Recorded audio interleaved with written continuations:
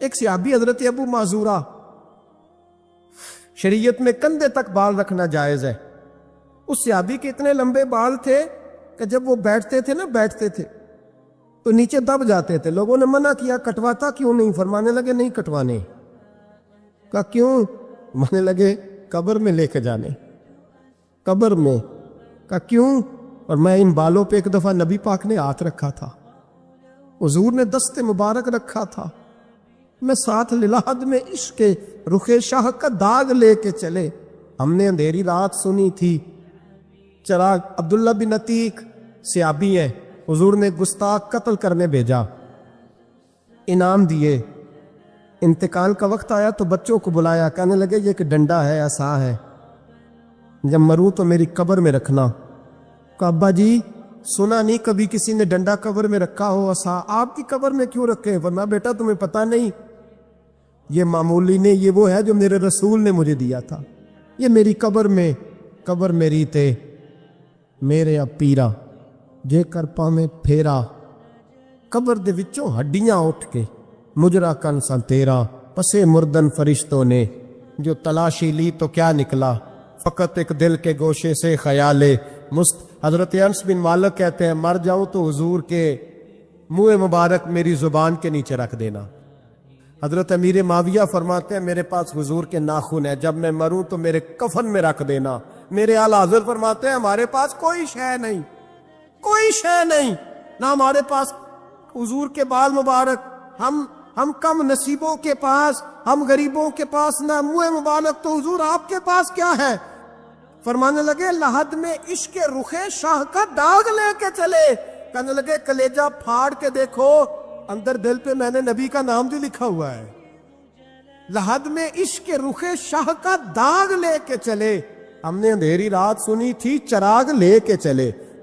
حضور کا، نبی پاک صلی اللہ علیہ وسلم کا وسیلہ جو ہے، اس موضوع پر ہی بولتے جانے کو دل کر رہا ہے لیکن اس عنوان کو ختم بھی کرنا ہے. ایک ہے حضور کا وسیلہ، ایک ہے اولیاء کا وسیلہ. یہ بات بھی 2-4 منٹ میں سمجھ لیں. صحیح بخاری مسلم میں میرے نبی پاک نے فرمایا ہے، حضور فرماتے ہیں لوگ جہاد کرنے جائیں گے، ایک زمانہ آئے گا میرے بعد لوگ جہاد کریں گے، پوچھا جائے گا تم میں کوئی صحابی ہے؟ کہا جائے گا ہے، تو نبی پاک فرماتے ہیں صحابی کی وجہ سے اللہ فتح عطا فرما دے گا. گویا ولی کا وسیلہ دینا. حضور فرماتے ہیں پھر لوگ جہاد کرنے جائیں گے تو پوچھا جائے گا مسلمانوں سے تم میں کوئی صحابی ہے؟ کہیں گے کوئی نہیں. کہا کوئی تابعی ہو صحابی کو دیکھنے والا؟ کہا جائے گا ایک ہے. تو فرمایا اس تابعی کی برکت سے اللہ فتح عطا فرما دے گا. نبی پاک فرماتے ہیں بخاری مسلم کے لفظ ہے، پھر پوچھا جائے گا لوگ جہاد کرنے جائیں گے کوئی صحابی ہے؟ کوئی نہیں. کوئی تابعی ہو؟ کوئی نہیں. کوئی صحابی کو دیکھنے والے کو دیکھنے والا تبع تابعی ہو؟ ایک تبع تابعی ہے. تو نبی پاک فرماتے ہیں اس کی برکت سے ہی اللہ فتح عطا فرما دے گا. مشکات میں، بخاری میں موجود ہے، نبی پاک فرماتے ہیں یہ جو اللہ تم پہ بارشیں برساتا ہے، تمہیں رزق دیتا ہے، یہ تمہارے ضعیف لوگوں کے وسیلے سے اللہ دیتا ہے، یہ کمزوروں کے وسیلے سے دیتا ہے. مشکات میں لفظ ہے، نبی پاک نے فرمایا 40 ابدال ملک کے شام میں ہوتے ہیں، جو عذاب تم سے دور رہتا ہے ان کی وجہ سے رہتا ہے، جو تم پر بارشیں برستی ہیں ان کی وجہ سے برستی ہیں. وہ کوئی بیٹھا ہوا مجھے دور دعا دیتا ہے، میں ڈوبتا ہوں پر سمندر اچھال دیتا ہے. شیخ سعدی فرمایا کرتے تھے میری زندگی میں جتنی بلائیں ٹلی ہیں میرے شیخ کے وسیلے سے ٹلی ہے. میں اس کی چھتری کے نیچے رہتا ہوں، کرم مجھ پہ برستا رہتا ہے. اتنی حدیثیں سنا کے ایک واقعہ سنانا تو بنتا ہے کہ نہیں بزرگوں کا. میں چونکہ جب عقیدے کا موضوع ہوتا ہے تو میں نیچے نہیں اترتا، میں قرآن و سنت کے عین بیچ رہتا ہوں.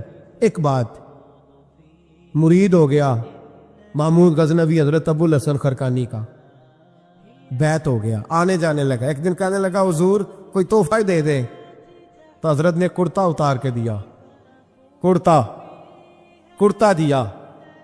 یہ کسی کے پاس ہو تو بڑی نعمت ہوتی ہے، کسی بزرگ کا کوئی تبرک.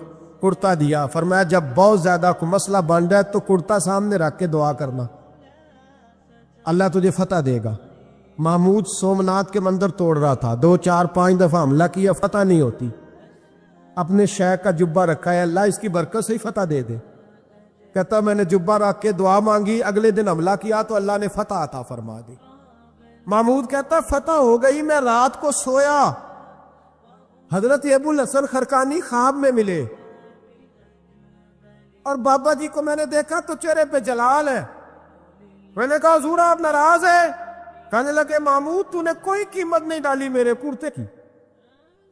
ये जुमला आपको ज्यादा समझ आएगा। कहने लगे तू कख मोल नहीं पाया, कोई कीमत नहीं डाली तूने मेरे कुर्ते की, बस एक फतह।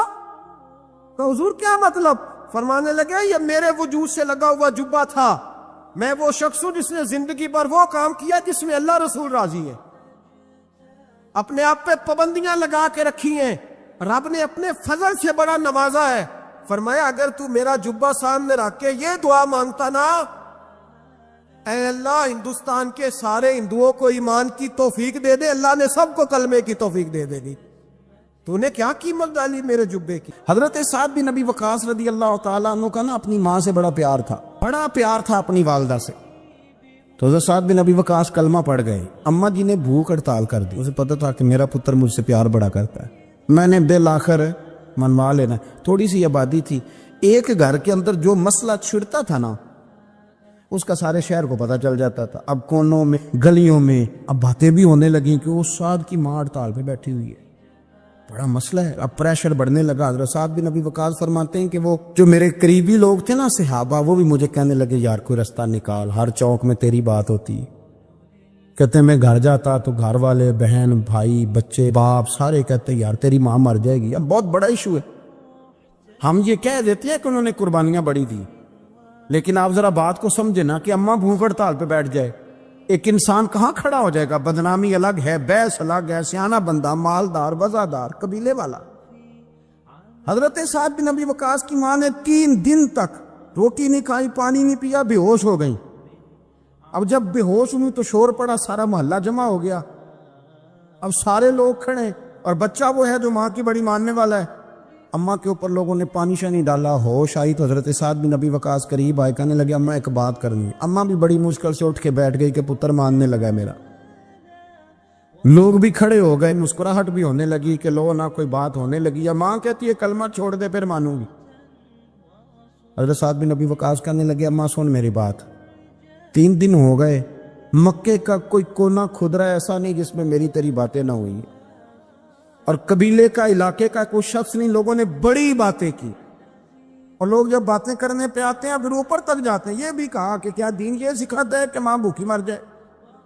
ये भी लोगों ने कहा मैंने हर शय सुनी बर्दाश्त की, अम्मा अब तू मेरी बात कान खोल के सुन ले। माँ कहने लगी वो क्या? तो हजरत साद कहने लगे पैदा मुझे तूने किया है, 9 माह तेरे पेट में रहा, रोटी तेरे हाथ से खाई है, तुझसे ज्यादा बेहतर मुझे कोई नहीं जानता। माँ सुन तेरी कितनी जाने? अम्मा कहने लगी 1। तो हजरत साद फरमाने लगे तेरी 1000 जान भी हो ना तो एक एक करके सारी निकल जाए तो मैं मोहम्मद अरबी का कलमा फिर भी नहीं छोड़ूंगा। खत्म हो गई बात। ये क्या बात? वो कच्चा रंग ललारी वाला जेड़ा चढ़दा ते लहिंदा रहिंदा, ये इश्क तेरे दा रंग मुहम्मद जदों चढ़ जाए फेर नहीं लैंदा। ये क्या बात है? अम्मा तेरी 1000 जान भी हो, रोटी खानी है तो खा, नहीं खानी तो ना खा। ये लफ्ज कहते हजरत साद बिन नबी वकास रो पड़े, आंसू आ गए। लफ्ज कह के बाहर निकले, मजमा छट गया। जिसने जो मतलब लेना था लिया, जिसने जो कहना था उसने कहा। हजरत साद चले गए। शाम को घर आए तो अम्मा रोटी खा रही थी। तो हजरत साद फरमाते हैं कि मोहल्ले की बीबी ने कहने लगी रोटी क्यों खा रही हो? तो माँ रो पड़ी, कहने लगी पुत्र मेरा है, मैंने पैदा किया है, मेरे पुत्र ने कभी जिद नहीं की, इसके दिल में कुछ शय उतर गई है, कोई है, कोई कच्चा पक्का जज्बा होता तो मैं तो 2 आंसू बहाती थी तो मेरा पुत्र लौट आता था, पर किसी रास्ते का मुसाफिर बन गया है, अब कहीं पहुंच गया है और मैं इसका दर्द समझ गई हूं, जहां गया है अब वहां से ये लौट सकता